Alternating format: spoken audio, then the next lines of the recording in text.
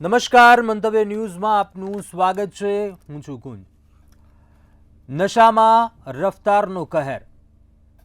છેલ્લા કેટલાક મહિનાઓથી આપણી સામે એવી ઘટનાઓ સામે આવે છે, ચોક્કસથી એ ઘટનાઓ જોઈને સવાલ થાય. નબીરાઓ નશામાં હોય, રફતારનું એ જુનૂન હોય, વારંવાર એવા અકસ્માતો સર્જાય, પોતાનો પણ જીવ જોખમમાં મૂકે અને ક્યાંક નિર્દોષ અન્ય વ્યક્તિનું પણ જીવ જોખમમાં મૂકે છે. આજે અમદાવાદના ચાંદખેડામાં ઘટના સામે આવી. એક્સયુવી કારનો અકસ્માત સર્જાયો. પૂર ઝડપે કાર આવી રહી હતી, એક વ્યક્તિનું મૃત્યુ થયું. આ ઘટના સિવાય અન્ય ઘટનાઓ પર પણ નજર કરીએ. વડોદરાની એવી હમણાં જ બનેલી રક્ષિતકાંડ, એ ઘટના કોઈ અન્યનું પણ ભોગ લેવાયો. આ પહેલાં પણ અમદાવાદના વસ્ત્રાપુરમાં પણ એક નબીરાએ નશામાં થાર ગાડી અનેકને અડફેટે લીધા. આ સાથે ક્યાંક એવો રોપ ઝાડવાનો પણ પ્રયાસ કર્યો. આ નબીરાઓએ રસ્તાઓને આખરે રેસિંગ ટ્રેક કેમ સમજી લીધા છે? સવાલ તે થઈ રહ્યો છે. પ્રશ્ન એટલા માટે કરવો પડી રહ્યો છે કેમ કે કોઈ અન્યનો જીવ જોખમમાં મુકાય છે. કાયદા વ્યવસ્થાને લઈને પણ સવાલ ઉઠે છે. નિયમો છે, સીસીટીવી છે, એ મેમો આપવામાં આવતા હોય છે, પરંતુ આખરે શું કોઈ કાયદાની બીક નથી રહી? નશામાં આખરે કેમ આ નબીરાઓ અન્યના જીવને જોખમમાં મૂકી રહ્યા છે? આ તમામ મુદ્દાઓને લઈને વાત કરીશું સીધો સંવાદમાં.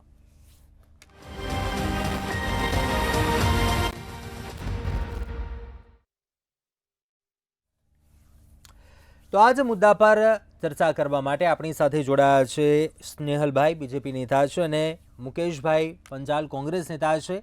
આ બંનેનું સ્વાગત છે આ ચર્ચામાં. સૌપ્રથમ સ્નેહલભાઈ, આપને પ્રશ્ન કરવા માંગુ છું. પાછલા કેટલાક દિવસો દરમિયાન જે ઘટના સામે આવી, ચાંદખેડામાં આજે જે ઘટના બની, અકસ્માત સર્જાયો, એ પહેલાં વડોદરાનો રક્ષિતકાંડની વાત કરી લઈએ. તથ્યકાંડથી લઈને આપણે વાત કરીએ. ઘણી એવી પોલીસ અસામાજિક તત્વો સામે પણ હાલ કાર્યવાહી કરે છે, પરંતુ જ્યારે કોઈ અન્યનો જીવ જોખમમાં મુકાય, કોઈ નિર્દોષનો જીવ જોખમમાં મુકાય, ત્યારે પ્રશ્ન કરવો પડે.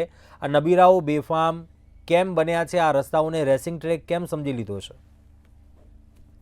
જો આપણે શહેરો આપણે જોઈએ, ગુજરાતની વાત કરીએ તો આપણા જે મહાનગરો છે તેની અંદર ટ્રાફિક જે છે તે મને લાગે છે કે અત્યારની સમસ્યા જે સર્જાય છે, આ પ્રકારના ગંભીર દુર્ઘટના, અને હું તો ઘણા બધા જોઉં છું કે નાના મોટા પણ દુર્ઘટના જે થતી હોય છે, એ મોટા ભાગે જે ચાલકો છે તેમની જે બેદરકારી અને કાયદાનું પાલન ના કરવાના લીધે ઘણા બધા આવા પ્રકારના અકસ્માત સર્જાતા હોય છે. એટલે મારું પહેલાં આપના માધ્યમથી જ બધાને નમ્ર વિનંતી છે કે આપણે સૌ નાગરિક તરીકેનું સર્વપ્રથમ તો આપણે બધા એનું પાલન કરીએ. સાથે સાથે આવે છે કે પોલીસની શું ફરજ છે અને સરકારની શું ફરજ છે. તો આપણા અમદાવાદમાં જે રોડ, રસ્તા, નેટવર્ક, સિગ્નલ્સ તમે જોશો તો એ ખૂબ જ સુનિયોજિત કરેલા છે. આની પહેલાં પણ જ્યારે આપણે જોયું કે ખૂબ મોટી એક કન્સર્ટ અહીંયા હતી, ત્યારે પણ બેંગ્લોરથી લઈને અનેક શહેરના જ્યારે CEO હતા, એ લોકોએ પોતે ટ્વિટર પર લખ્યું કે અમદાવાદનું ટ્રાફિક મેનેજમેન્ટ એ દિવસે ખૂબ સારું હતું, પ્લસ અહીંયાના સિગ્નલ્સ અને અહીંયા ખૂબ સુચારુ રૂપે કામગીરી થઈ છે. એટલે હું આને એક પોઝિટિવ પોઈન્ટ માનું છું કે આપણા બીજા રાજ્યોના લોકો જ્યારે આપણી પાસે અહીંયા આવીને શીખ લે તો આપણી જોડે ઇન્ફ્રાસ્ટ્રક્ચર એક સારું છે. પોલીસ તંત્ર સજાગ છે. ઈ મેમોથી લઈને જે જગ્યાએ એમને જરૂર પડે તે જગ્યાએ એમના જે અધિકારીઓ ઊભા રહીને લો એન્ફોર્સમેન્ટ કરાવે છે, અને નાગરિકો પણ મહદ અંશે પાલન કરે છે. પણ જ્યાં પણ આવી દુર્ભાગ્યપૂર્ણ ઘટના થાય છે તો અનફોર્ચ્યુનેટલી કોક ને કોક એક ગુજરાતીનો ભોગ આપણા બીજા કોઈ ભાઈ કે બહેનની બેદરકારીના લીધે લેવાય છે. મને લાગે છે કે આના પર જ આપણે ખૂબ જ ચિંતન બી કરવું જોઈએ, પ્લસ ચિંતા પણ એટલે કરવી જોઈએ કે આપણા સમાજની અંદરના જ કોક એવા યુવા કે યુવતી છે કે જે આ રીતે ભૂલ કરી બેસે છે, અને એનો ભોગ જે છે તે કોઈક નિર્દોષ વ્યક્તિએ બનવું પડે છે, કાં તો એની સાથે બેઠેલા, કાં તો એના કોઈક પરિવારના વ્યક્તિનો જીવ આ રીતે જાય, તો એ ખૂબ જ એક દુઃખદ વાત છે.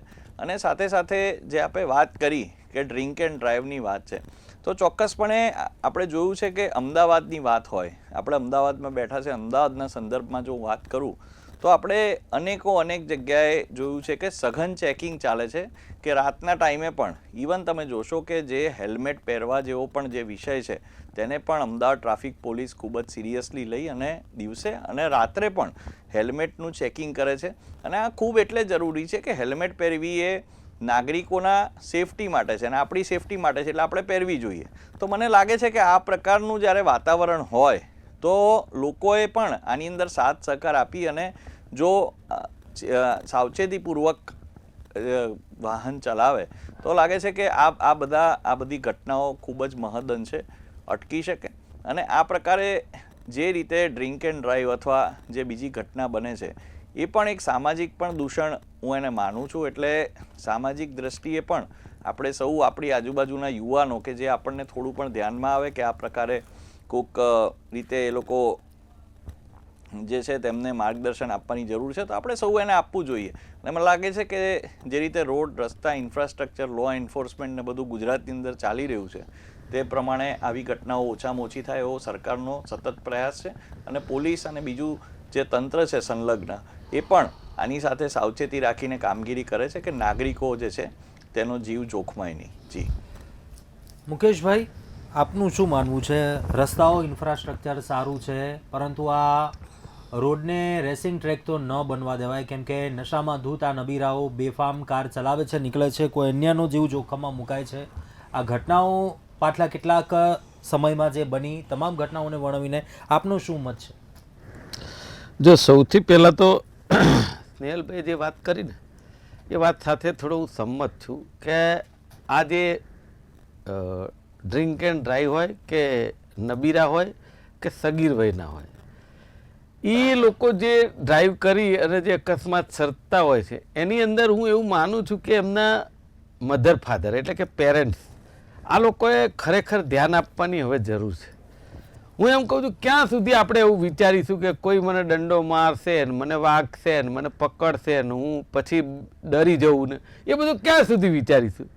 ખરેખર મા બાપે જે રીતે છોકરાને તૈયાર કરીને સ્કૂલે મોકલે છે ને આવે છે ને બેટા તું જમ્યો કે નહીં, ક્યાં ગયો, આ વાત કરે છે, એની સાથે સાથે એને કોઈ એવું વ્હીકલ આપવાની જરૂર નથી, કોઈ એવું ફોર વ્હીલર આપવાની જરૂર નથી, એ કઈ રીતે ચલાવે છે આ તમામ વસ્તુઓનું ધ્યાન મા બાપે રાખવું પડશે. દરેકે દરેક ગુજરાતના નહીં ભારત દેશના દરેક. કારણ એવું છે કે અત્યારે મોબાઈલ અને ટીવીનો જમાનો છે. એની અંદર જે રીતે બધા વિડીયો અપલોડ થતા હોય દેશ વિદેશના કે સ્થાનિક જે કંઈ એનું અનુકરણ અમુક છોકરાઓ કરતા હોય અને એની અંદર આવા અકસ્માતો બનતા હોય. એટલે એ વસ્તુ ઉપર ખાસ ધ્યાન આપવાની જરૂર છે. બીજી તરફ મને જે લાગે છે એ જે પોલિટિકલ વાત કરું એ તો જે નબીરા જે ડ્રિંક કરે, ડ્રિંક એન્ડ ડ્રાઈવ, નશો કરે, તો એક વાત તો નક્કી છે કે તમે સમજો કે આજે મને એવી ખબર છે કે આ પાણીના ગ્લાસ 2-3 પી જવું તો મને વોમિટ થઈ જાય. અને એ પાણી જે છે એ પીવું તો મને કંઈક થાય છે, પણ એ પાણી મળે છે ને અહીંયા એટલે હું પીવું છું ને.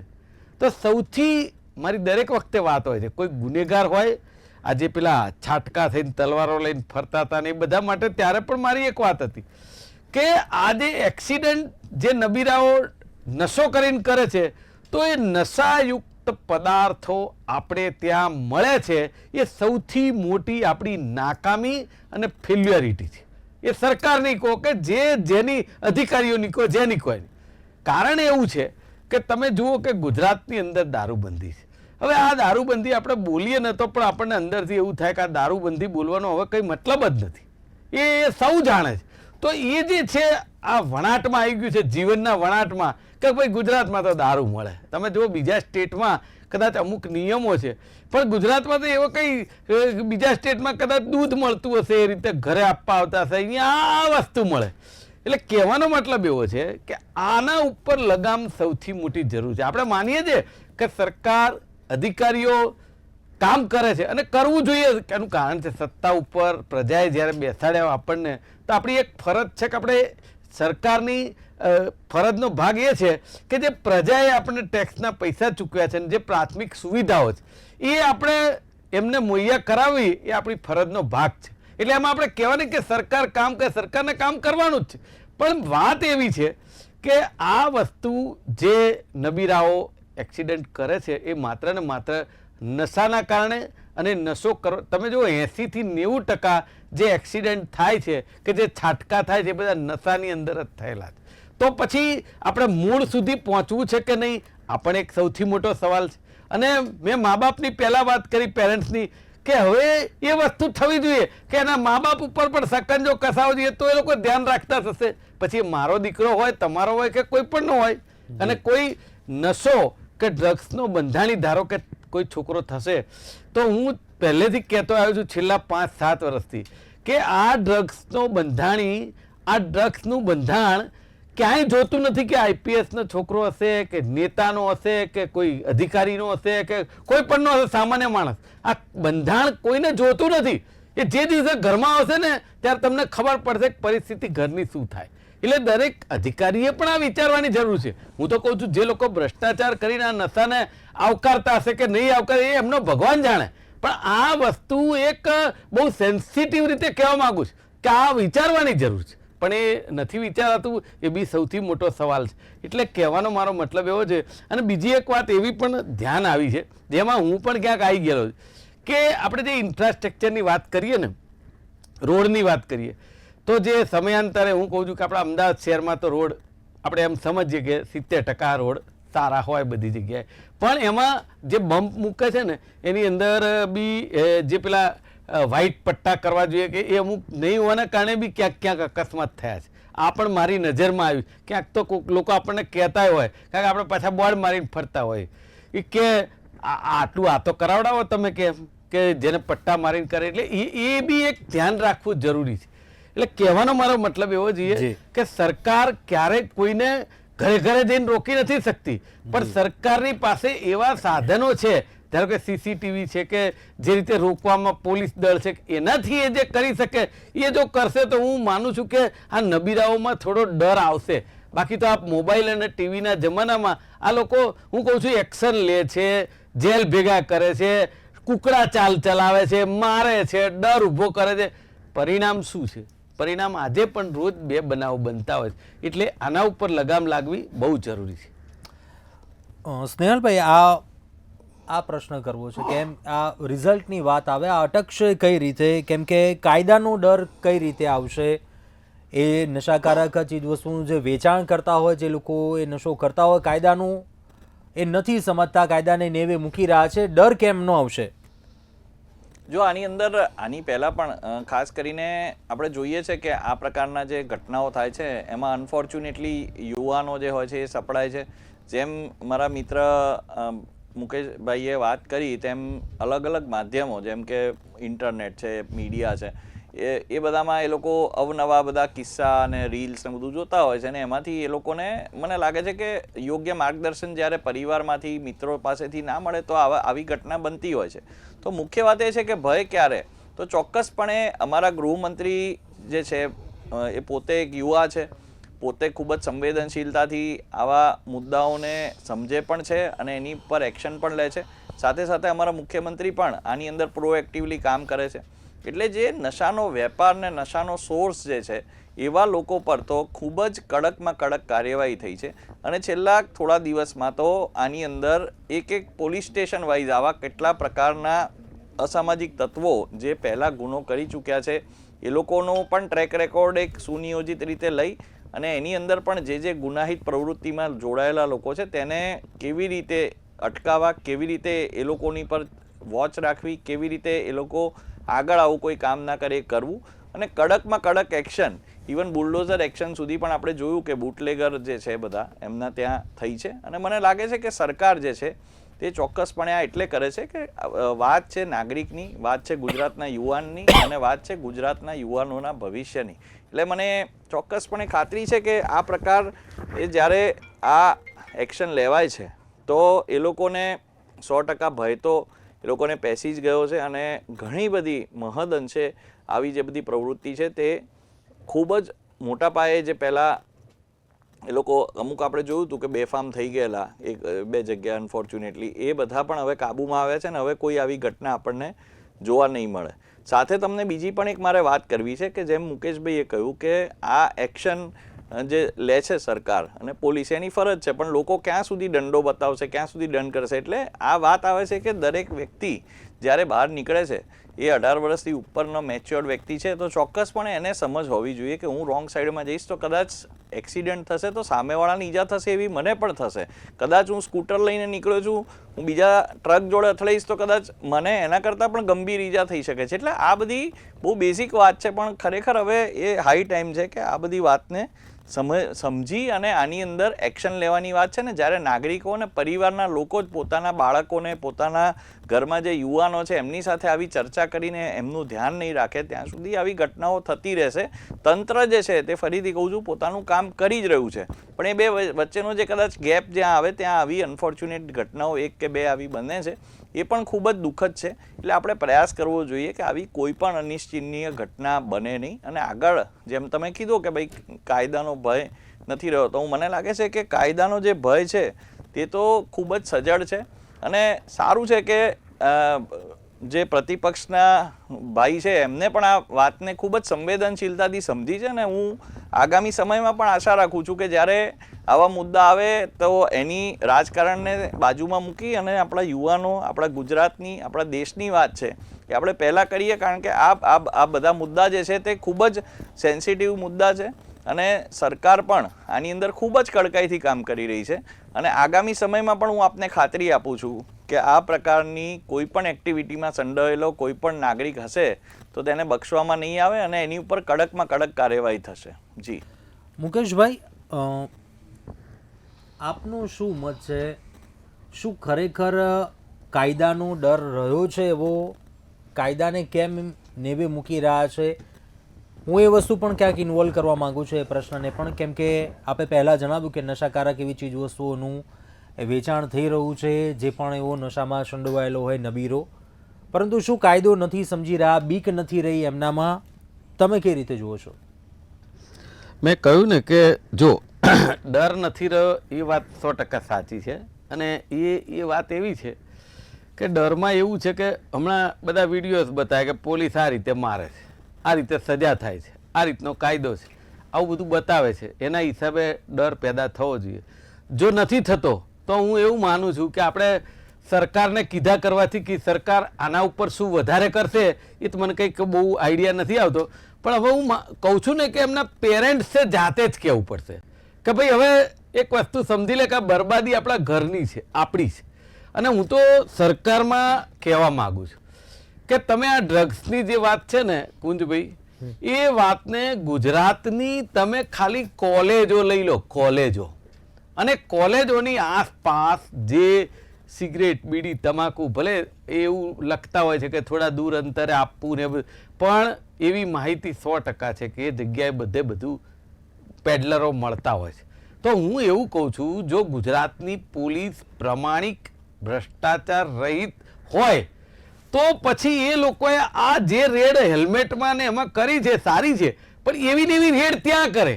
હું કહું છું એમાં જરા હેરાન કરવાની વાત નથી પાછી કે ભાઈ કોલેજના છોકરા જતા હોય, સ્કૂલના છોકરા જતા હોય ને એને હેરાન કરવા એવું નહીં, પણ પોલીસને એટલી તો સમજણ છે, મને એટલી ખબર પડે કે આપણી ગુજરાતની પોલીસ છે ને તમારા ચહેરા ઉપરથી ઓળખી જાય કે તમે ગુનેગાર છો કે નથી.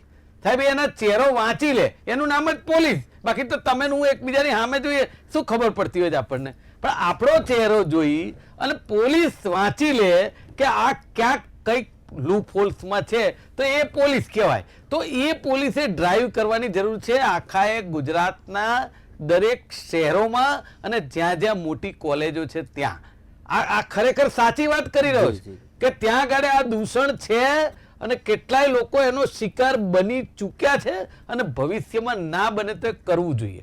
બીજી વાત એવી છે કે જે રીતે આપણે કંઈક અતિવૃષ્ટિ થાય, બહુ વરસાદ આવે કે કંઈ ધારો કે ભૂકંપ આવે, એ વખતે આપણે એવું સમજીએ કે સરકાર આમાં નહીં પહોંચી વળે, કારણ કે સરકારની બી એક મર્યાદા છે, નહીં પહોંચી વળે. ભલે પહોંચી વળવું જોઈએ પણ કદાચ ના, તો એવા વખતે NGO બહાર આવતી હોય છે અને એ પણ મદદ બધે પબ્લિકમાં કરતી હોય છે. તો હું હવે એવું ચોક્કસ માનું છું કે આ ગુજરાતને આવી વસ્તુઓ જ્યાં નબીરાઓને પાઠ શીખવાડવો હોય કે જે કોઈ આ ડ્રગ્સ વેચાતું એના પેડલરોની વાત હોય તો NGOએ પણ આમાં બહાર આવી અને કંઈક એવા હું કહું છું વર્ગ ઊભા કરવા પડશે કે જેનાથી ખબર પડે. નો ડાઉટ ચાલતા હોય છે એવા વર્ગ કે ભાઈ ડ્રગ્સ લેવાથી શું થાય, શું નુકસાન થાય છે, તમારા શરીરને શું નુકસાન થાય છે, આવા બધા કેટલાક મીડિયાના પણ ટીવીના માધ્યમથી શો આવતા હોય, પણ એનો વધારો કરવો પડશે. એનું કારણ છે કે અત્યારે જે ચાલી રહ્યું છે એના એટલું બધું જોતા છતાં જે લોકો ખરેખર હજી આમાં હોમાય જ જાય છે, તો પછી મને એમ થાય છે કે આ અટકશે ક્યારે. અને એક વસ્તુ તમને કહી દઉં, આપણું ગુજરાત છે ને, એક શાંતિપ્રિય ગુજરાત, એક પ્રમાણિક ગુજરાત, અને એવું કહેવાતું કે ગુજરાતનો છોકરો હોય ને તો એ અમુક વાતમાં ના પડે. એમ લડાઈ ઝઘડો નશો આ બધી વાતમાં ગુજરાતી છોકરો પડે જ નહીં. એની બદલે આજે સાલી આપણને એક વિચાર આવતો થઈ ગયા, આપણું ગુજરાત છે, નો ડાઉટ એમાં બીજા બધા ઘણા કારણો છે, એ કારણોને આપણે ના પડીએ, પણ મૂળ વાત એવી છે કાયદાનો સકંજો, કાયદાનો ડર અને કાયદાનું ઇમ્પ્લિમેન્ટ. એ ઇમ્પ્લિમેન્ટ છે એની માત્રા અને ઇમ્પ્લિમેન્ટની ક્વોલિટી ઇન ધ સેન્સ કે ધારો કે મને કોઈ ગુનેગાર દેખાયો, મારે એને પકડવો, અમુક રૂપિયા લઈને છોડી દેવો, ભ્રષ્ટાચાર કરવો ના કરવો, એ જે ઇમ્પ્લિમેન્ટની વાત કરું, તો એ બધી વસ્તુમાં મેં જે આગળ કીધું એ વાત આવે છે કે એ જે ભ્રષ્ટાચાર કરનાર પોલીસ, એ જે ભ્રષ્ટાચાર કરનાર અધિકારી, કે એ જે કોઈ નેતા હોય, એના ઘરમાં જે દાડે આવશે આ ડ્રગ્સનું દૂષણ, એનો છોકરો કે છોકરી, એ દાડે એને ખબર પડશે કે મેં જે રૂપિયા લઈને છોડી દીધા હતા, કે મેં જે પેડલરને જવા દીધો હતો, જો સાહેબ એને પકડીને મારીને તોડી નાખ્યો હોત અને એને સજા અપાઈ હોત ને તો આજે મારા ઘરમાં ના આવત. આ પરિસ્થિતિ છે ને, જો ખરેખર સમજ શક્તિવાળી થાય ને તો મને એવું લાગે છે કે ગુજરાતની અધિકારી વર્ગ, પોલીસ, અને જે કરી શકશે પોલીસ જ કરી શકશે. હું તો હજી એ કહું છું, ભલે કોઈને જે લાગવું તે લાગે પોલીસને પણ, કે આની અંદર આ દૂષણને ડામવા માટે સૌથી મોટી ભૂમિકા પોલીસની છે, ગુજરાત પોલીસની છે, કમિશનરની છે, અને દરેકે દરેક અધિકારીની છે. એ સમજે તો, બાકી ના સમજે તો એ એમનો વિષય છે, એમનું કામ એ કે જ છે અમે સવારથી ઉઠીને રાત સુધી કામ જ કરીએ, 24 કલાકની અમારી ડ્યુટી છે. હજી કાલનો તમને એક દાખલો કહું, જજીસ બંગલો પકવાન 4 રસ્તા પાસે અમુક પ્રકારનો ટ્રાફિક નહીં સોલ્વ થતો હતો, 5 જણા એક જેવું, મેં ગાડી ઊભી રાખી, પાર્ક કરી, હું ત્યાં ગયો, પીએસઆઈને મળ્યો, સાહેબ આ 5 જણમાંથી 2 જણને અહીંયા ઊભા રાખવા સોલ્વ થશે. મને કે સાહેબ 3 વાગ્યાના ઊભા હતા, હમણાં જ આવ્યા, મેં કંઈ વાંધો નહીં, પણ તમે 1 જણને મૂકો. હું તો કહું છું આવા મારા જેવા પ્રયત્નો લોકો કરવાનું ચાલુ કરે. એનું કારણ છે તમે સમજો, હવે પબ્લિકે જાતે સમજવું પડશે. માત્ર ને માત્ર સરકાર કે પોલીસ ઉપર આધાર રાખવાથી નહીં ટ્રાફિક સોલ્વ થાય કે નહીં આ દૂષણ સોલ્વ થાય. સ્નેહલભાઈ, આપનું શું માનવું છે? ઇમ્પ્લિમેન્ટની જે ખાસ વાત કરી, ઘણી એવી ત્રુટીઓ છે, સ્પીડ લિમિટ, ઘણા એવા નિયમો પણ છે, સમજતા નથી, નબીરાઓ હોય છોકરાઓ હોય. ઇમ્પ્લિમેન્ટ કેમ થશે? આ અટકશે કઈ રીતે? આપનું શું કહેવું છે?